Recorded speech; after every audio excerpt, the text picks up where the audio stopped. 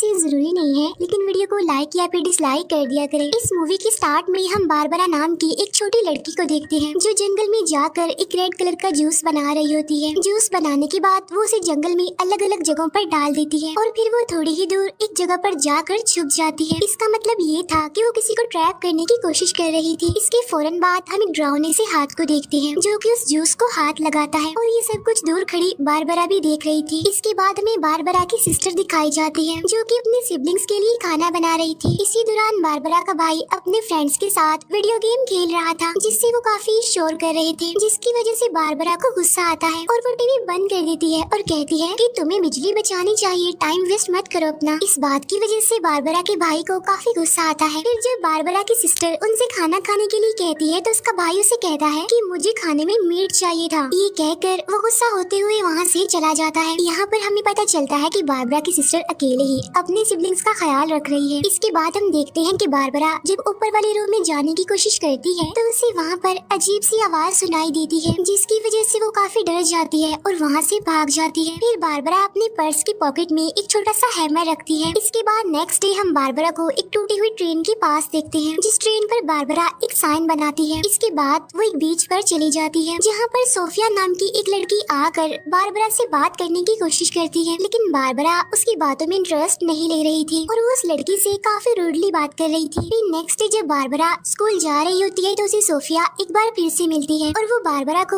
उसके साथ बस में बैठने के लिए कहती है, लेकिन बारबरा उसे साफ इनकार कर देती है। इसके बाद जब बारबरा स्कूल पहुंचती है तो वो अपने बनाए हुए साइंस को काउंट करने लगती है और उसे ऐसा करता उसकी क्लास टीचर देख लेती है। इसीलिए वो बारबरा का पीछा करती है क्योंकि बारबरा तो काफी अजीब ही बिहेव कर रही थी। इसके बाद बारबरा जब लंच कर रही होती है तो उसके पास एक लड़की आकर उसे बुली करती है और उसे परेशान करने की कोशिश भी करती है। तब इस बात से परेशान होकर बारबरा उसके हाथ पर स्पिट करती है जिसकी वजह से उस लड़की को काफी गुस्सा आता है और वो बारबरा को मारने लगती है, लेकिन तभी बारबरा की टीचर उसे अपने पास बुला लेती है जिसकी वजह से वो बच जाती है। फिर बारबरा जब अपनी टीचर के पास जाती है तो उसकी टीचर तो उससे काफी अच्छे से बिहेव करती है और वो बारबरा से बात करने की भी कोशिश करती है, लेकिन बारबरा तो उससे भी काफी रूडली बात करती है और वहाँ से चली जाती है। अब बारबरा की ये बात उसकी टीचर को भी काफी बुरी लगती है। इसके बाद बारबरा जब पानी पी रही होती है तो वही बुली करने वाली लड़की फिर से वहाँ पर आ जाती है और वो फिर से बारबरा को मारने की कोशिश करती है, लेकिन बारबरा तो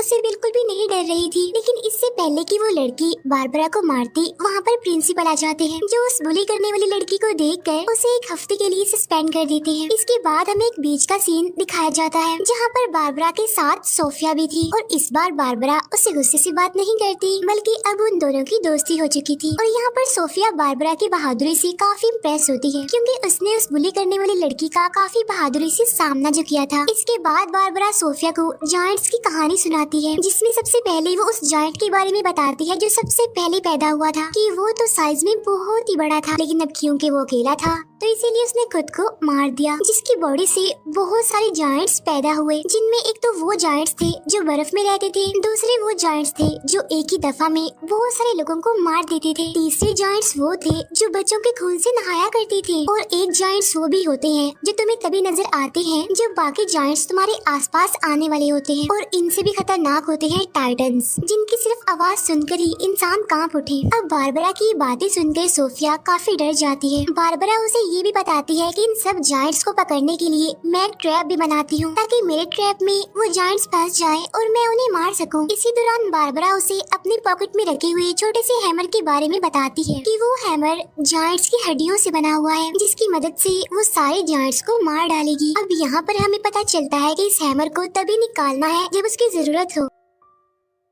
इसी दौरान सोफिया बारबरा की पॉकेट पर क्वास्की लिखा हुआ भी देखती है तो इसीलिए वो बारबरा से इस बारे में पूछती है, जिस पर बारबरा उसे बताती है कि असल में क्वास्की एक बास्केटबॉल प्लेयर था। तभी अचानक से बारबरा अपने आसपास बहुत सी अजीब चीजें नोटिस करती है तो इसीलिए वो वहाँ से जाने लगती है, जिस पर सोफिया उसे काफी रोकने की कोशिश भी करती है, लेकिन बारबरा उसे खुद से दूर रहने के लिए कहती है क्योंकि बारबरा का मानना था कि जो कोई भी उसके पास आता है तो उसे कोई न कोई नुकसान हो जाता है। इसके बाद बारबरा जब जंगल से गुजर रही होती होती है तो उसे वहाँ पर जायंट्स के होने का एहसास होता है, इसीलिए वो उस जायंट को ट्रैप करने की कोशिश करती है, लेकिन वो जायंट वहाँ से चला जाता है। इसके बाद बारबरा जब अपने घर वापस आती है तो उसे ऊपर वाले रूम से फिर से किसी चीज की आवाज सुनाई देती है, तो इसीलिए वो हिम्मत करके वहाँ पर जाने की कोशिश करती है, लेकिन साथ साथ उसे वहाँ पर कोई बुला भी रहा था। और तभी हम वहाँ पर एक अजीब सी चीज का शैडो भी देखते हैं, जिसे देखकर बारबरा काफी घबरा जाती है और वहाँ से भाग जाती है। इसके बाद नेक्स्ट डे बारबरा फिर से अपनी टीचर से मिलती है और इस बार वो अपने टीचर से काफी अच्छे से बात करती है। अब यहाँ पर हम ये जान पाते हैं कि बारबरा को ऐसा लगता है कि लोग बेवकूफ हैं, इसीलिए तो वो लोगों से ज्यादा बात नहीं करती। इसके बाद जब बारबरा स्कूल में होती है तो बाय मिस्टेक उसकी वो पॉकेट खुल जाती है, वही पॉकेट जिसमें उसने वो हैमर रखा हुआ था। अभी देखकर बारबरा काफी घबरा जाती है, क्योंकि उसे तो तभी खोलना था जब उसकी जरूरत हो। अब बारबरा जंगल की तरफ भागने लगती है, तब सोफिया उसे देख लेती है और वो भी उसके पीछे पीछे भागने लगती है। जंगल में जाकर बारबरा जब जायंट्स को ढूंढ रही होती है तो सोफिया उसे काफी समझाने की कोशिश करती है कि देखो ऐसी कोई भी चीज नहीं होती, लेकिन बारबरा उसकी बात नहीं मानती। इसके बाद उन्हें हिरन का मरा हुआ बच्चा मिलता है, जिसकी बॉडी की हालत काफी खराब थी, जिसे देखकर बारबरा तो समझ जाती है कि इसे जायंट नहीं मारा है, लेकिन सोफिया ये देखकर काफी डर जाती है और वो बारबरा को अकेला ही वहाँ पर छोड़कर भाग जाती है। इसके बाद बारबरा को एक जायंट दिखाई देता है, जो उससे बताता है कि तुम एक बच्ची हो और बहुत कमजोर भी, इसीलिए तुम अकेली जायंट्स का सामना कभी भी नहीं कर पाओगी, क्योंकि जायंट्स बहुत जल्दी आ रहे हैं। तब ये सुनकर बारबरा काफी घबरा जाती है। इस नेक्स्ट सीन में हम बारबरा और उसकी टीचर को देखते हैं, और जब उसकी टीचर बेसबॉल गेम का नाम लेती है तो बारबरा काफी दुखी हो जाती है और रोने लगती है। अब उसकी टीचर उससे बात करने की काफी कोशिश करती है, लेकिन बारबरा वहाँ से जाने लगती है। अब उसकी टीचर उससे बार बार सवाल करने लगती है, जिसकी वजह से बारबरा को काफी गुस्सा आ जाता है और वो अपनी टीचर को स्लैप कर देती है और वहाँ से भाग जाती है। इसके बाद हम देखते हैं कि बारबरा अपने ख्यालों में इतना ज्यादा खोई होती है कि जब सोफिया उससे बात करने की कोशिश करती है तो बारबरा उसे भी पंच मार कर गिरा देती है। अब इस बात की वजह से सोफिया को बहुत गुस्सा आता है और वो वहाँ से भाग जाती है। इसके बाद बारबरा जब अपने घर जाती है तो उसकी सिस्टर उसका अजीब बिहेव देखकर उससे कहती है कि मैं तुम्हारी हेल्प करना चाहती हूँ, अगर तुम्हें स्कूल में कोई परेशान करता है तो तुम उसका सामना करो। लेकिन बारबरा उसकी भी एक बात नहीं सुनती और वहाँ से चली जाती है। अब क्योंकि बारबरा ने सोफी को पंच मारा था, इसीलिए वो बुली करने वाली लड़की सोफिया को बारबरा के खिलाफ भड़काती है और उससे बारबरा का सीक्रेट भी पूछती है। तभी सुनकर सोफिया उसे उसी बीच पर ले जाती है जहाँ पर वो अक्सर बारबरा के साथ आया करती थी। वहाँ पहुँचकर वो बुली करने वाली लड़की उन सारे ट्रैप्स को तोड़ देती है जो बारबरा ने बनाए थे। तभी बारबरा भी वहाँ पर पहुँच जाती है और वो उस बुली करने वाली लड़की को वहाँ पर देखकर काफी गुस्सा होती है। बारबरा उसे मारने के लिए अपना वो छोटा सा हैमर निकालती है, जिसे देखकर वो लड़की काफी हैरान रह जाती है, क्योंकि वो तो सिर्फ एक छोटा सा हड्डी का टुकड़ा था। लेकिन इससे पहले कि बारबरा कुछ समझ पाती, वो बुली करने वाली लड़की उसे पंच मार कर गिरा देती है। तब उस लड़की की बाकी फ्रेंड्स भी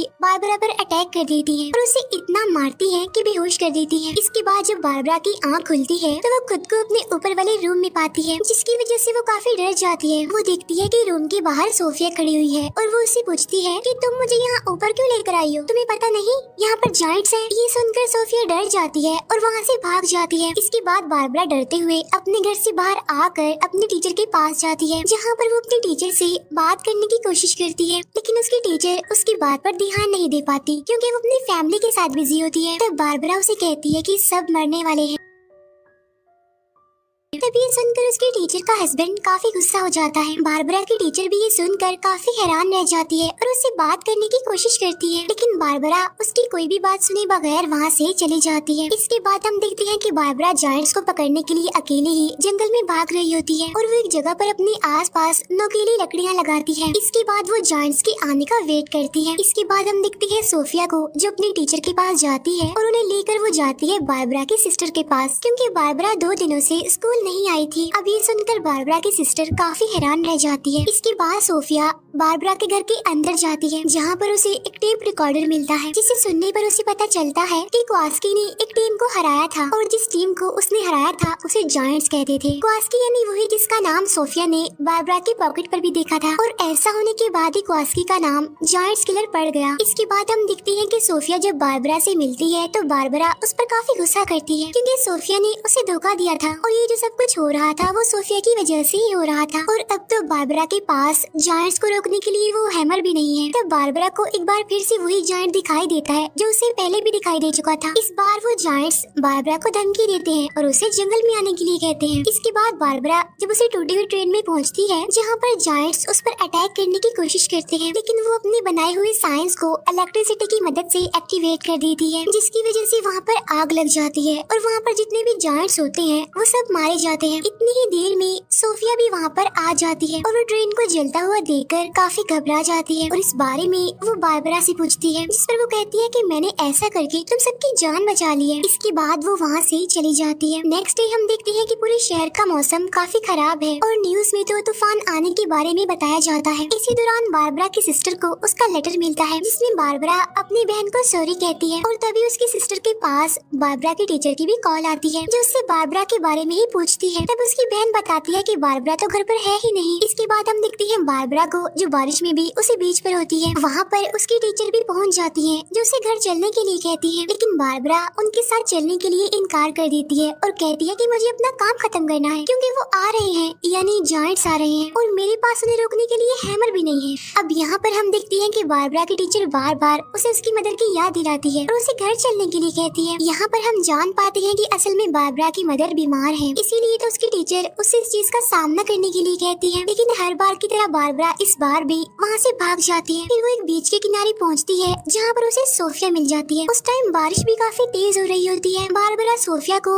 वहाँ पर बने एक छोटे से घर में छुपा देती है और खुद वो अकेली ही जायंट्स का सामना करने के लिए बिल्कुल तैयार हो जाती है। और जब एक जायंट बारबरा पर अटैक करता है तो उस टाइम उसे अपनी पॉकेट से एक लाइट निकलती हुई दिखाई देती है और जब वो उस पॉकेट को खोलती है तो उसमें से एक हैमर निकलता है जो कि असली का था। फिर वो उस जायंट को कहती है कि तुम मेरी मदर को कभी भी नुकसान नहीं पहुंचा पाओगे। फिर बारबरा उसी हैमर से उस जायंट पर अटैक कर देती है जिसकी लाइट से वो जायंट इंजर्ड हो जाता है। इसके बाद हम देखते हैं कि वो जायंट बारबरा से बड़े ही प्यार से कहता है कि मैं तुम्हारी मदर को नहीं बल्कि तुम्हें लेने आया हूँ यहाँ पर। अब ये बात सुनकर बारबरा काफी हैरान होती है और उसे कहती है लेकिन मैंने तो तुम्हें हरा दिया। अब यहाँ पर बारबरा को ये बात पता चलती है कि वो चाहकर भी अपनी मदर को नहीं बचा सकती, जिसकी वजह से बारबरा काफी गुस्सा हो जाती है। इसी दौरान वो जायंट बारबरा को अपने हाथ में उठा लेता है और उसे खाने की कोशिश करता है, लेकिन बारबरा अपने हैमर से उस पर फिर से अटैक करती है जिसकी वजह से वो जायंट उसे नहीं खा पाता और वो जायंट वापस भी चला जाता है, जिसकी वजह से शहर का मौसम भी अब काफी बेहतर हो गया था। इसके बाद सोफिया बाहर आकर बारबरा को काफी आवाजें लगाती है और ठीक उसी टाइम बारबरा तो पानी में डूब रही होती है और उसे उस टाइम जायंट की आवाज भी सुनाई दे रही होती है जो उसे कह रहा होता है कि एक दिन तो सबने मरना है, इसीलिए जब तक तुम्हारे पास टाइम है तुम अपने हर एक मोमेंट को ऐसे जियो जैसे वो तुम्हारी जिंदगी का